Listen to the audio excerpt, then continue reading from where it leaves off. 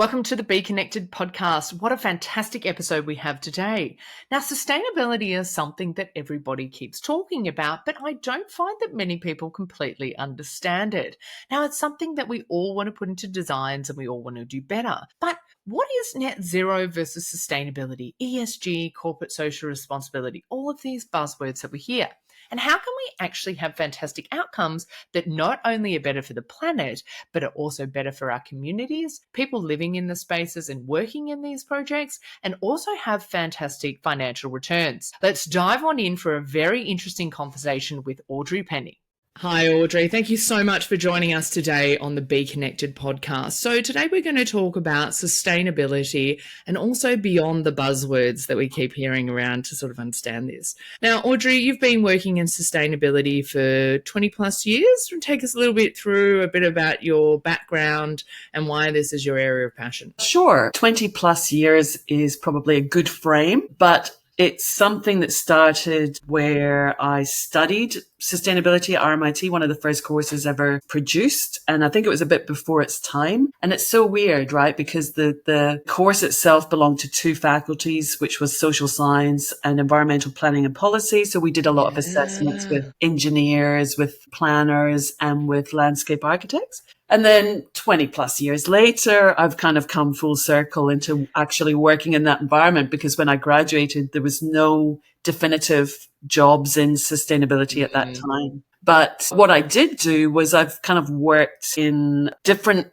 elements to introduce sustainability. So, whether it's community development or whether it's, at the time I saw education as a great catalyst to communicate about sustainability. So that's the kind of path I went down, was with the Swinburne University Centre for Sustainable Innovation. So I started working with them. So you've always been at the forefront. And you and I met, actually, we worked for engineers, and that's where we met each other. And that's where you really started to, I suppose, educate myself. And so I thought this would be fantastic for us to have a little bit of a chat about things. So let's really talk about first, what is sustainability? Because I know one of the things is, you said it's very hard to define that, but let's talk a little bit about that, particularly with a lot of the words that we hear thrown around as well. Yeah, it's too hard to define. And I think a lot of my frustration a long time ago was the fact that it didn't have a distinct definition. But Gro Harlem Brundtland, who was the Prime Minister of Norway in about 1987, I'm giving myself a date, she came up with the first definition of sustainability, which was to protect the environment and our way of life for not just ourselves, but for future generations as well. I can't remember the exact quote. But so it started from there. But the fact that it doesn't have a distinct definition is actually quite advantageous, because I think it means different things to different people. And it means that you can define it in a way that's contextualized to your needs and your environment and your context. Yeah. Well, let's talk about that, because one of the things we talked about previously was a bit of the difference between what sustainability might be and what regenerative might be. So let's have a little bit of a chat about that. I've been in this space for a long time, and it's actually difficult to keep up with all the buzzwords. You've got circularity, you've got regenerative, you've got sustainability. Some people don't like sustainability much because it means it feels a bit stagnant now. It's been a term that's been... Keep where we are. Yeah, where people have been able to define it in a way that is, they've been able to use it for their own purposes, but without much of a tangible outcomes. People are a bit off. But this term sustainability has fought really hard to be here now. Over the past 3 decades. Regenerative is an example of regenerative in that space would be about net positive. So actually producing more energy than what you can use within your context, and actually giving back to the environment. So if you were building a precinct, for example, it would be, how can we position the building massing to be able to position them in a way where the residential building can leverage off the commercial building, and vice versa. The commercial can leverage off the residential in a kind of microgrid context, which is, Well, let's talk about obviously history of sustainability. And I mean, I think we're all, I'm a child of the 20 years and up, if that makes sense. Environmental and sustainability is always being something that I've sort of grown up with and aware of. Yeah, it's a long one. I mean, sustainability has been around for a long time. I mean, some say it could have started with Rachel Carson's Silent Spring back in 1967 when she looked at the bioaccumulation of toxins in our environment and the impact that had on us and our human health and our ecosystem health. And then as it's progressed, we saw a lot of movement in the 80s and 90s to do with, well, a good example of that's relevant now is the Montreal Protocol, which is still relevant to the greenhouse gas emissions in our HVAC systems. And then it became, in the 90s, it became kind of triple bottom line, which was social, economic, and environmental. And what you were looking for was that sweet spot right in the center, which was sustainability, and finding that balance between social justice and outcomes, as well as environmental protection and conservation, and also economics in terms of the job opportunities that it presents, as well as, I suppose, feasibility of projects stacking up. And then it morphed into quadruple bottom line, which no one could say, and no one knew what it actually meant. And they were trying to bring in the cultural component, but that again was too difficult to define. Yeah. And then I think in the early 2000s, it kind of got picked up by the finance sector. So actually, when was it? It was 2006, I think, where the UN came out with sustainable investment principles. And that conversation started happening amongst the finance sector about what does that actually mean? What does responsible financing what does that look like? And then, of course, the main catalyst was in 2015 at the Paris Agreement when the majority of countries universally signed up to a net zero ambition. And part of the reason for that was because science, essentially. The IPCC, so the Intergovernmental Panel on Climate Change, had been reporting every decade. It started off every 10 years or so, and then it became every 5 years, and then it became every 2, and now it's pretty much annually because climate change is happening at such an accelerated rate. Yeah. So the IPCC kind of accelerated that conversation around how critical economically, socially, and environmentally it was going to be for the globally to get on board to meet those net zero targets. And not to do so much with the history, but obviously, the built environment is, when you talk net zero, I know it's one of the things people start to talk about in the sustainability plans. What does that mean? What does that look like? Is that in the use of our materials? Look, as an industry in itself, how much do you think you may have statistics or anything like this, how much does the built environment really actually have an impact on things like net zero to that point? Well, I'm going to answer that conversely. So the built environment is responsible for around 40% of global emissions globally. Wow.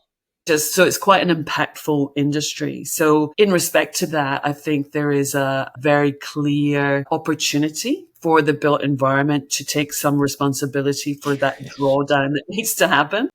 40% is pretty large percentage. It is. It's huge. And I mean, that's a lot to do with probably the types of materials that we use. So, if we look at that bigger picture of sustainability long term, what we haven't done to date is really account for those externalities. So what is the economic impact of climate change? What is the economic impact of the materials that we're using in terms of the impact to nature? And so that's what we're seeing now. Like, we're right in the middle of a paradigm shift right now, where we've been used to business as usual and getting stuff for nothing because we've never costed it or accounted for it. Yeah. And now it's starting to come in via the finance sector to say, well, here's this bucket of money. These shareholders are looking to invest. If you want to access this pot of money, you need to start being accountable and transparent around what you're going to do to achieve this particular criteria in relation to your climate impacts and your biodiversity impacts, and start accounting for those externalities that we've kind of not paid attention to. Yeah, so really it has actually really come from this term ESG, because I'm quite used to it, and I think this was the conversation I had like a year and a half ago. I was like, can you explain this a little bit to me a little bit more? All of these words get thrown around: sustainability action plans, we need an ESG plan, we need our corporate social responsibility, all of these things. It's like, hang on, where it's all sort of the same thing, but where's the influence been of why is this language now ESG has become, probably the main one that I hear a lot that people are thinking of. And then I sort of realized, I think it's accompanying from the investors, it's going to the developers, and that's why we're seeing the downflow effect. But now how is this actually starting to affect the built environment in itself and what we need to start to be thinking about? Yeah, all right. So there's a couple of things there. I think the distinction for me between CSR, corporate social responsibility, and ESG is, I would say that CSR is distinct in that it's an organization that looks internally. So corporate social responsibility, what are they doing internally in relation to culture and values? ESG is very much focused on the transparency and accountability of reporting. So that reporting framework. And before we even get to the accreditation tools to account for that, there is legislative planning and policy that is taking shape. We're seeing that particularly in the southern states of New South Wales, Sydney and Melbourne and Adelaide, actually. They've just legislated a biodiversity plan. So we're seeing that kind of accountability manifest in the jurisdiction of local and state government in terms of planning and policy. But we're also starting to see it kind of transpire into the built environment through those rating tools like Green Star and WELL.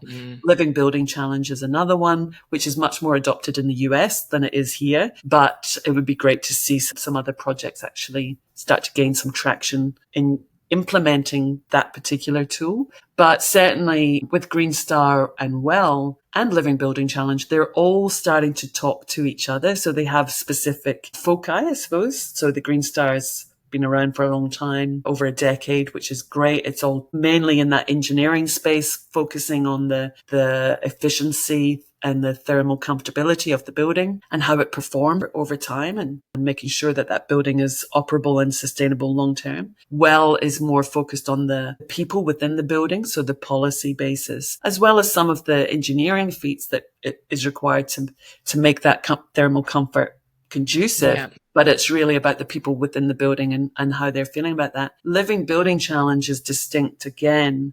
And I find it a super interesting tool because it really goes above and beyond both of those. It adopts both of them and it really focuses on the social and the nature impact, but it also talks about partnerships and advocacy platforms and really looking at the bioregion of the site to actually build on. So it's quite interesting, but they're all starting to talk to each other. So you see these crosswalks starting to evolve where Green Star is starting to speak to WELL and vice versa. So you can actually, for a project, you can actually crosswalk and actually target both ratings, and where you might target a credit in the Green Star, that might speak to some of the WELL credits that you're targeting as well, and vice versa. It's a really fascinating space to watch. And obviously this is evolving. Do you see it continuing to evolve? When we're talking at the macro level of the international, laws and declarations being made, and then how that's seeping down. We're sort of you're talking 2006, 2015, it seems it's actually not that very long ago.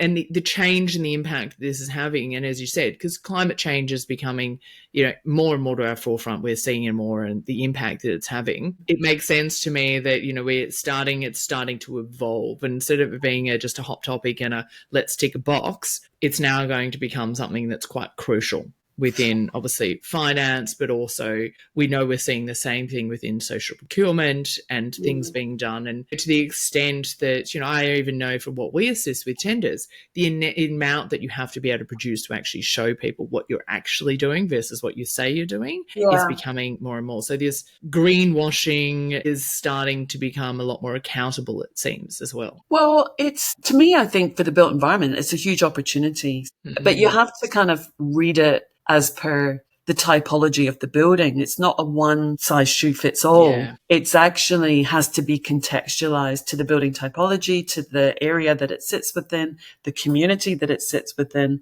and what that bioregion kind of looks like. So it's for commercial buildings, it's really an opportunity to embed or anchor, I think is a good word, anchor that building in an accredited rating tool, because it does manifest in those tangible outcomes that can be measured, both through quantitative analysis as well as qualitative analysis. So when we talk about ESG, for example, the environment we've got covered. We know that we can build sustainable buildings. We know some of the materials that we've got to put into those to be able to report on those quantitative figures of how efficient that building is. The S is a little bit more elusive in terms of that ESG. So what we're starting to see, and there's organizations are over it more than others, but really see that qualitative data come through and have its position in that reporting framework for the built environment as to how people are connecting with the space. And, a good example of that is also the Designing for Country framework in New South Wales. It's a fantastic document, really promoting that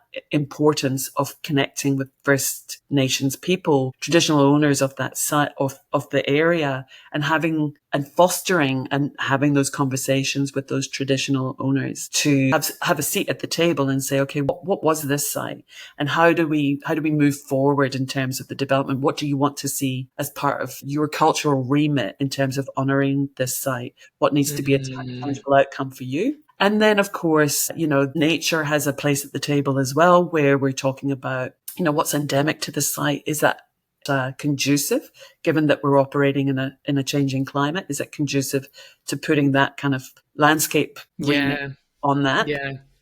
We need to get the ecologist on board to have the conversation with the landscaper, making sure that that prescriptive pathway is correct and that it will be able to be resilient within that changing climate. And then we've got the people who are coming to live, work and play on that site, and what's conducive to them doing that. How much daylight is penetrating through that building and through that apartment space.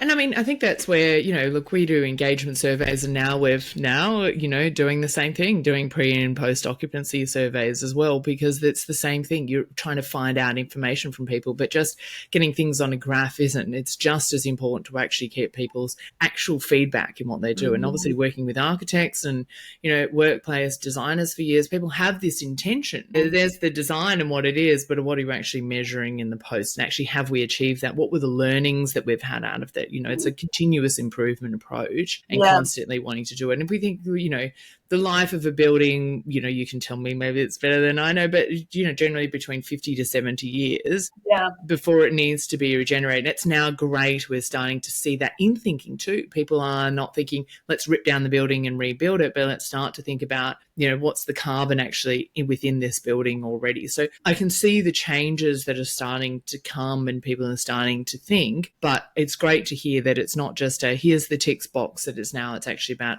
what is this actually experience having? How are we measuring beyond, here's the tick box in the HVAC and, the electricity is only going to be used this much. That's an exceptionally important part. But what's the grander impact on the environment and the people who actually use the space as well?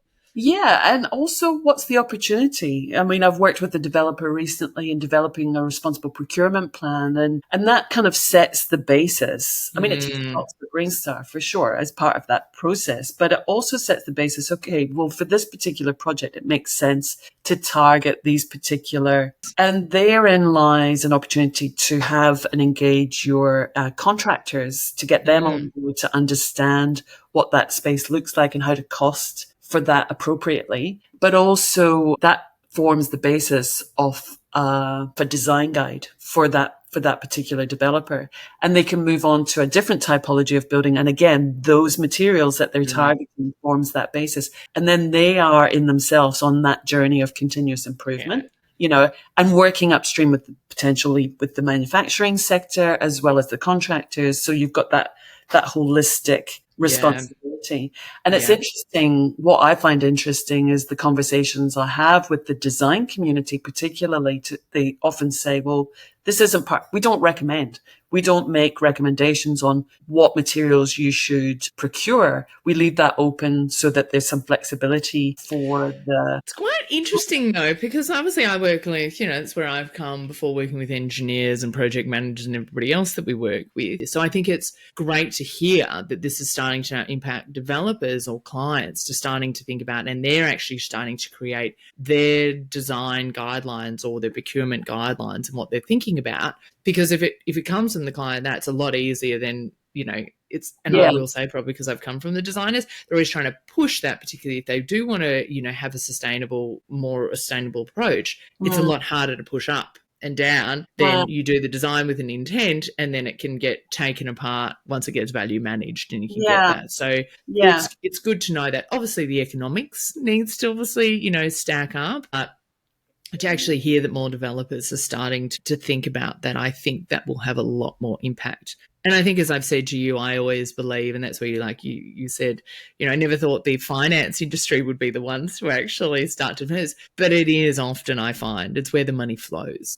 Right, is where the greatest impact comes from. Yeah. And I think the feasibility of it is an interesting one, because I think that's where the new tool by Green Star, the Green Star Buildings tool, Living Building Challenge, they're great tools, because where those procurement strategies influence particular materials that might have a cost impost on the project, you can then go back and revisit the pathway and say, okay, well, what can we target from a social perspective, from a nature perspective, that is not necessarily about the engineering solution, which traditionally will cost more, but it's actually about thinking a little bit more laterally about how you approach that building through a social and a nature lens.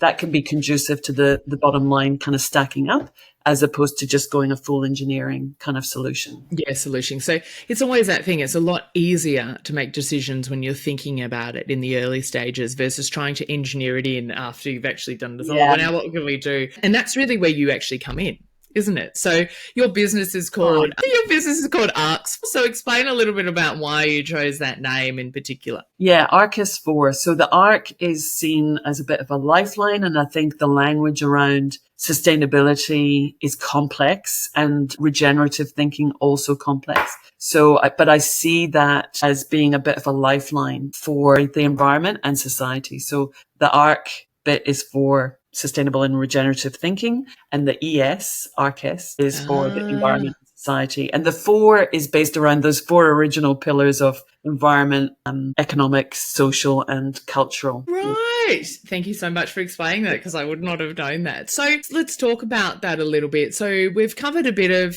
some of the accreditations and things as well. So, Green Star, and also green buildings. Is that correct? The next thing we also sort of covered off was a bit of how this is actually starting to now come into ISO accreditations as well. And I sort of spoke about it before about social procurement, particularly with government clients. So what are some of the other accreditations or things that people are needing to consider from a certification or a compliance side of things, shall we say? And then I want to start to talk about how we go beyond the minimum requirements. Yeah, I remember when I was at RMIT, one of my lecturers, Ian Thomas, who's a bloody legend, he said it's all about ISO, International Standardization Organization. At the time, I was in my early 20s, and I was like, it just sounds too boring for me. But now I think it's actually brilliant, and it's evolving itself, that landscape.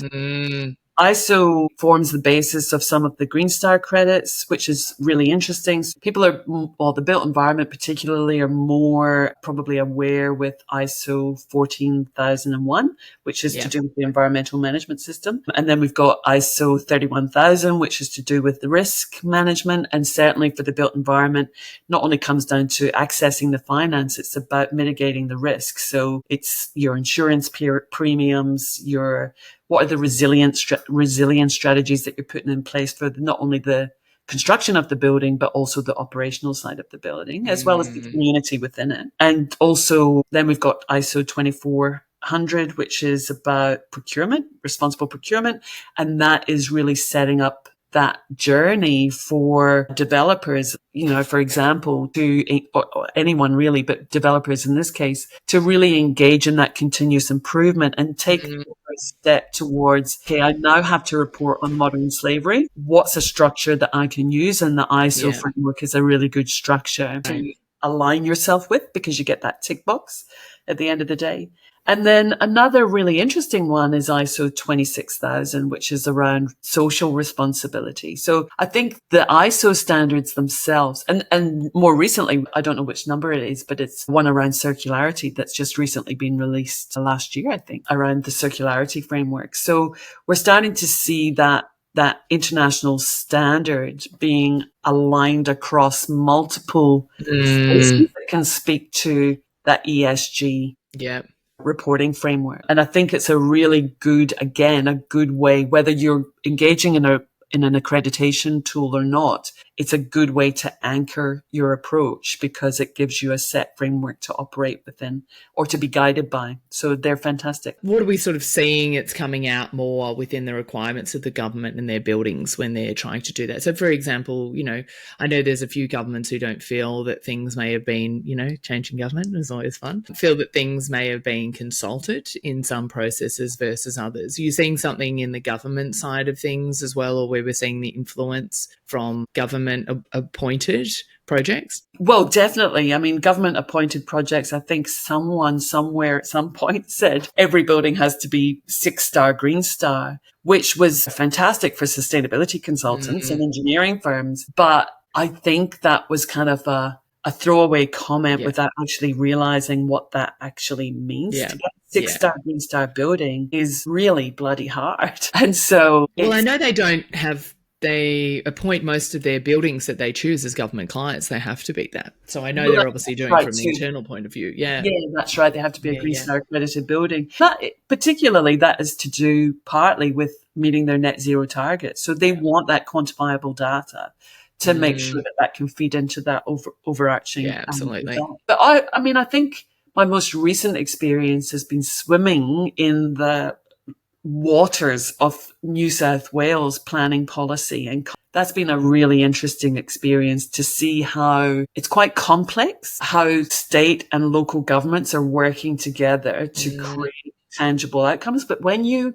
wade through it and you start to find that little piece of thread and pull at it, you can start seeing the patterns emerge in terms of one legislative framework speaking to the other. And then, of course, that's being grounded in a policy or procedure by local government. So it's interesting that whilst on the forefront, that space looks quite complex, but it is also an opportunity to, again, anchor your building to meet some of those requirements that is conducive long-term to the resilience of the building itself, as well as the environment and community that it sits within. And that's probably where it leads me on to beyond the actual, beyond these minimum requirements now, let's say, or it's not minimum, but as in if you're trying to go past the certifications and really understanding. So when you talk about that from a local government versus state government, at the end of the day, I mean, it's all coming from no doubt, a position and an approach to sustainability, but different localized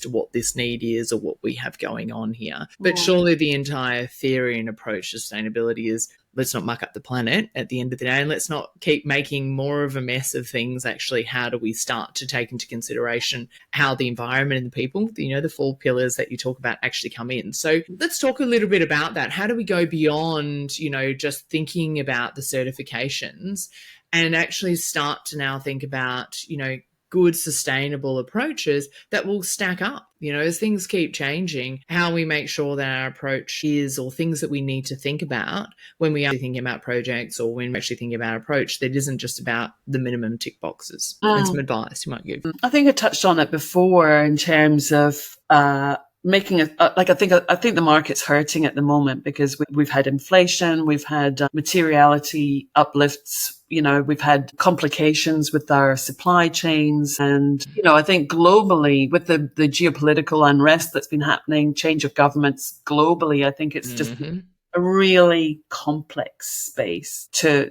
kind of work in. And at the end of the day, if it's going to be built, it needs to be economically viable to be able to do that. So again, I think those, we've got legislative changes happening. And of course, we've got national construction codes that are starting to be more reflective of the voluntary rating tools that we're seeing. So it's, NCC as well as BASIX in New South Wales, it's starting to kind of converge and align where we're looking at sustainability and sustainable outcomes, whether through an engineering solution or otherwise, as being much more holistic. So it's kind of becoming a little bit more commonplace. And certainly from a developer's point of view or a design community's point of view, I think they're more probably across that. The challenge is now educating the sector around, okay, well, the design community, what hasn't previously been your remit now is. So you need to start doing that deep dive into the materials and visualization for this project that you've come up with.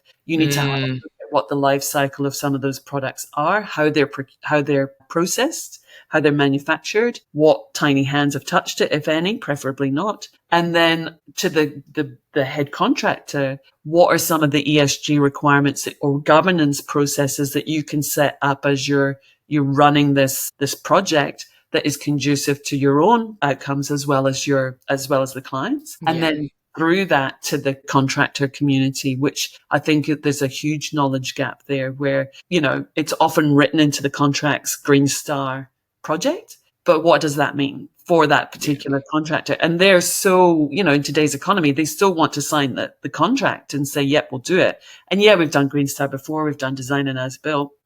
Green Star buildings is a completely different beast. Yeah. And so it's really about them understanding what's going to be required for their buy-in and their engagement in this and being able to deliver the goods in a tangible form and not go out of business at the same time.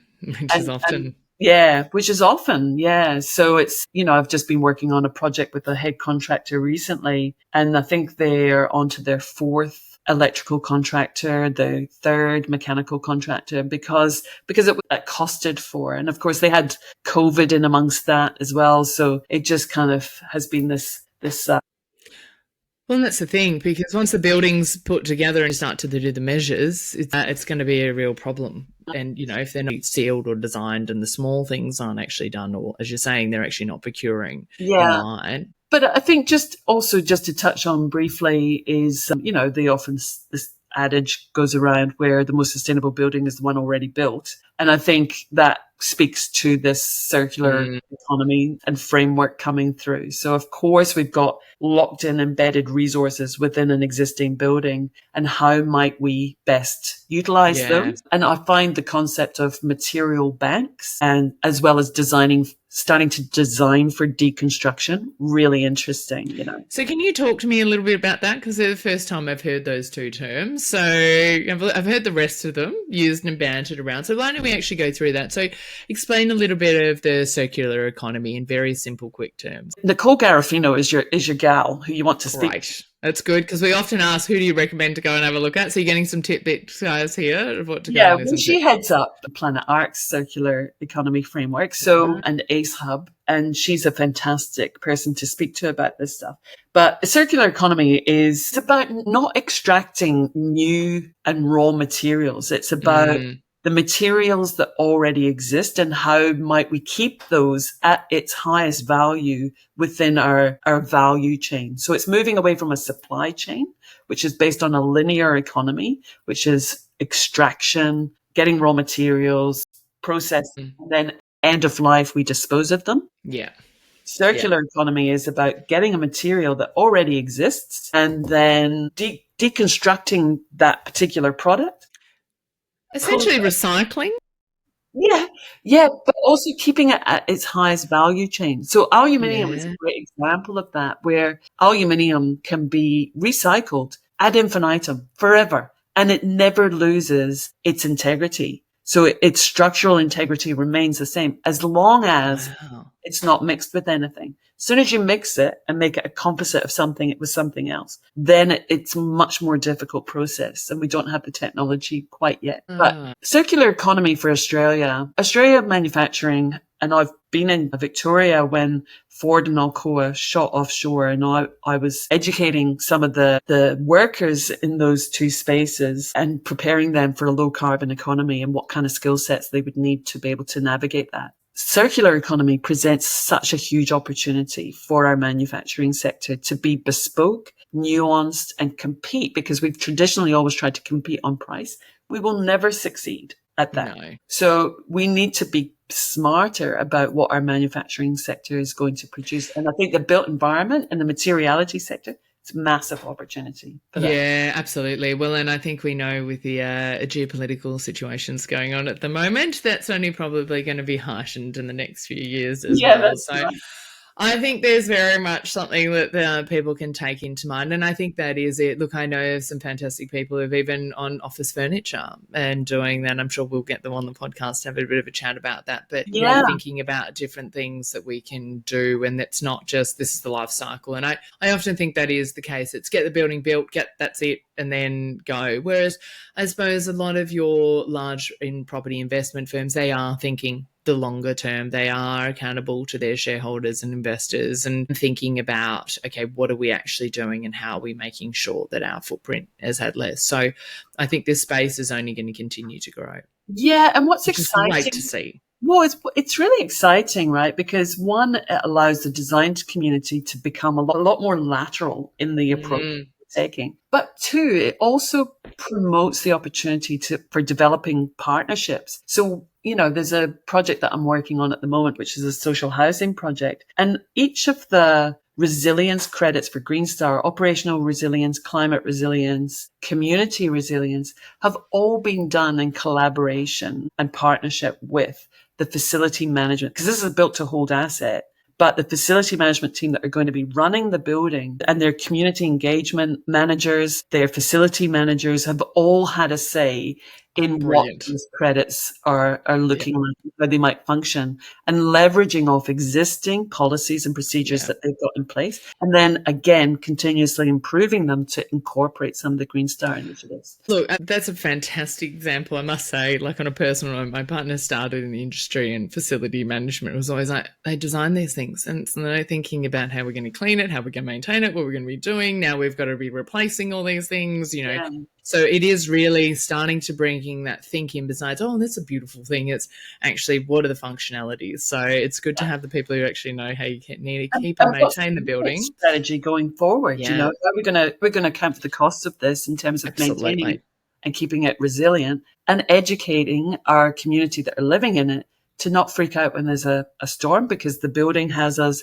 and we've got procedures in place that are going to protect them. So, it's a holistic approach. It's cool. Yeah. No, it is good, particularly when you live in Queensland, where the idea of flooding is just something you have to deal with. And or the odd cyclone.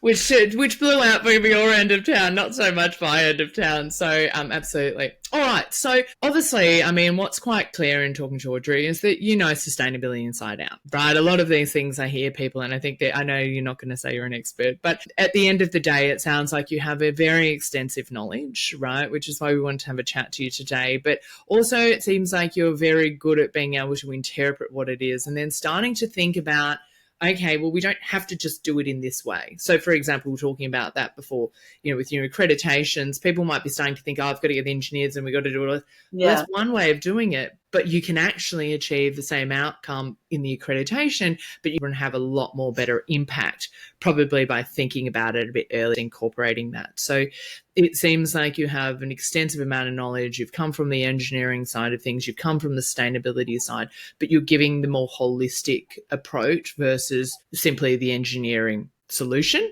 because the solution isn't just about the HVAC system, the engineering solution. Yes, that's an important part.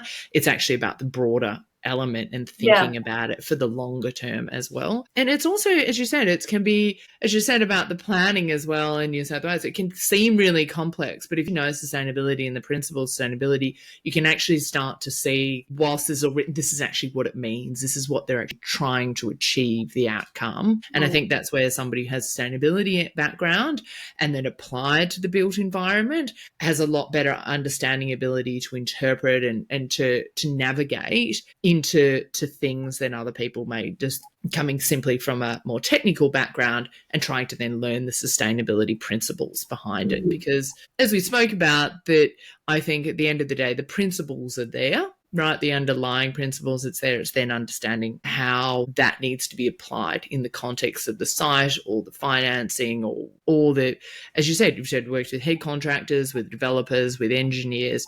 You're used to working with people from a more strategic point of view to find the best sustainable outcome. And I mean that from actually being able to have an outcome that they can sustain within the building and the project to make sure that it actually can be accredited and actually found. So brilliant. Now, is there any advice that you have for people in thinking a little bit beyond the buzzwords and to some things that they should be taking on board? I think if I were to do anything, I would say engage your lateral thinking, even if it's, and this is the benefit of being engaged early in the conversation. You can have those blue sky conversations and they might seem completely off the planet and, there's totally unviable, but it doesn't matter. It sets the head in a different space than business as usual. And it takes you out of that linear thinking and into a more transformative space. And that can come from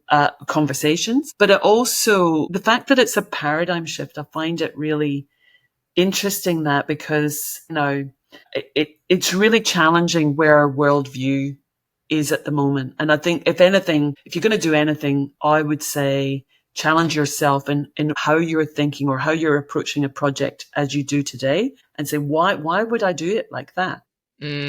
What else is on the table? What other things am I not thinking about? And challenge yourself to shift your worldview and how you see it now into a different headspace, something completely wild and explore that. And then you can take elements of that and cherry pick from all the beautiful things that you see out there and bring that back to the table. And one example of that would be biomimicry. Nature has evolved over how old's the planet? 4.5 billion years old.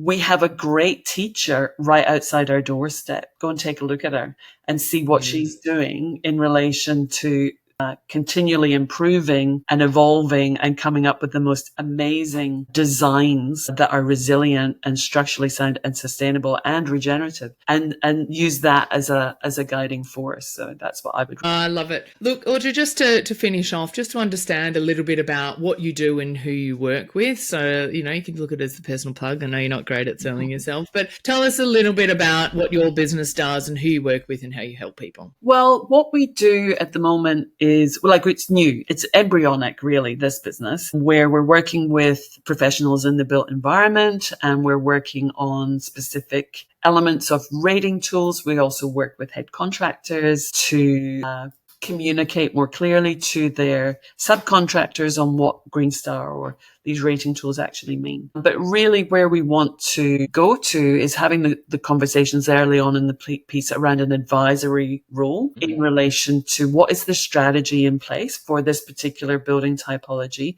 the reporting framework that we have to comply with, and how can we look at these strategies a little bit differently.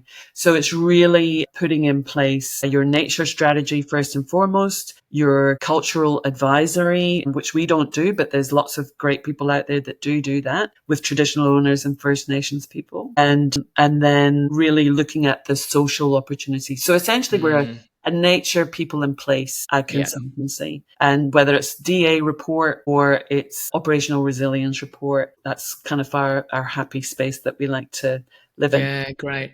Unpack I'm not an engineer and we don't do the engineering side, but we're interested in partnering with engineers. To create that holistic platform to an approach to a building. Yeah, so essentially it sounds like to me that, if people work with you at earlier stages, you have the ability for a smaller fee than it's going to take them to kind of reverse engineer it to get it, to actually provide them with a much better direction. It's like the direction you either do it here and you know where you're heading and it takes less time and less money, or you come in later and you're having to do all these things and add in hundreds of thousands of dollars to make it something versus actually having started with the right direction and doing that and being able to have the right framework to measure, yes, we're on track with that. Still knowing, and that's a great thing, that you've got that commercial background as well to, having worked in consulting firms, to understand it needs to stack up. At the end of the day, there's no point being idealistic. We can't build the building or we can't make this something unless we're doing it. But this is actually how we can do it most efficient, effective way and make the biggest impact. Yeah, and a couple of developers that I'm working with at the moment, they're both new to ESG reporting. So it's really looking at what their pain points are or what's new for them, and then translating that into a tangible manifestation of what's going to assist them with that reporting framework. So we're kind of dot joiners in a way. Yeah, brilliant. Excellent.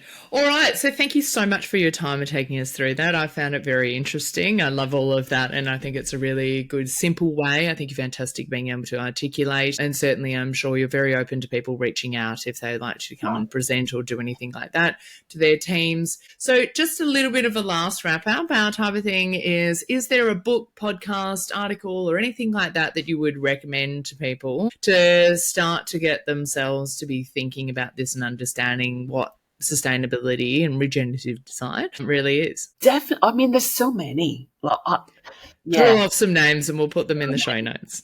But Paul Hawken, so he's a bit of a hero of mine. Paul Hawken, I love him. He's written The Ecology of Commerce, and he's also written Drawdown, 2 really critical books in how we're going to move forward as a planetary species. And the other one is William McDonough. He's a well-known architect and designer. He did a TED Talk on Cradle to Cradle, which is really about that full life cycle, the beginnings of circular economy thinking. And then the other one I would say, and this is one of my favorites, it's an oldie but a goodie, is a guy called Pavan Sukhdev. And he's done a TED Talk called Put a Value on Nature. So it's really about how do we account for those externalities in nature. Yeah. So those are my 3 recommendations. No, that's good. I mean, I find this is obviously ticks off. I've got an economics degree, and what was one of the things that I did was development and environmental economics and seeing how we actually are taking that into account,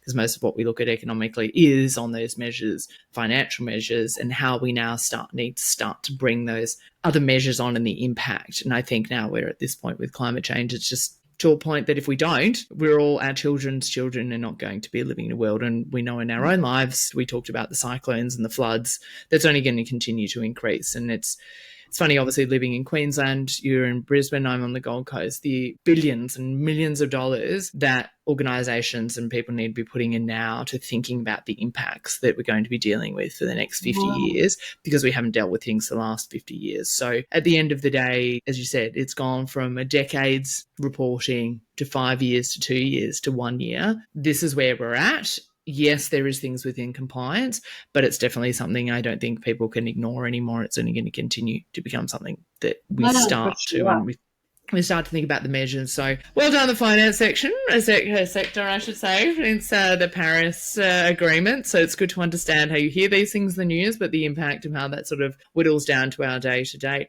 Brilliant. Audrey, thank you so much for taking the time to join us today. It's been an absolute delight, and I hope anybody listening really has got as much understanding and insights out of. And Audrey, we'll leave your details in the show notes if anybody wants to reach out at any time. Brilliant. Enjoy the rest of your day. Thank you. All right. Bye.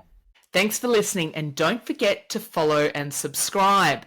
If you're liking this podcast, please rate it, because it will actually help other people as well. Now, beyond being able to subscribe, we also have a fantastic newsletter. So if you go to the be-connected.co podcast, you will actually be able to sign up for a newsletter, and you will get this on a weekly basis with the latest podcast coming out twice a month, and a fantastic newsletter that will give you great insights into the industry, interesting topics of how you can grow professionally and also grow your businesses. We hope you enjoy, and thanks so much for listening.